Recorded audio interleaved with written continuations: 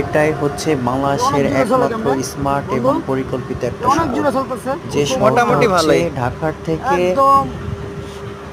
আপনার মূল অনেক ঢাকার থেকে সুন্দর হচ্ছে জায়গা, অনেক সুন্দর 6 কিলোমিটার দূরে, জলসিঁড়ির কোমর তৈরি।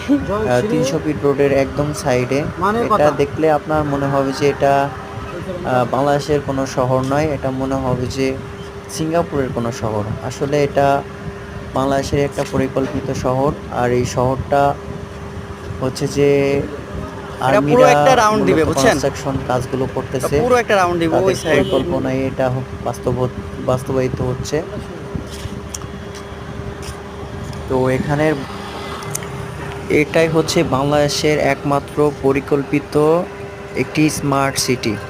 এই সিটিটা হচ্ছে বাংলাদেশের ঢাকা শহর থেকে 6 কিলোমিটার দূরে এবং 300 ফিট রোড থেকে,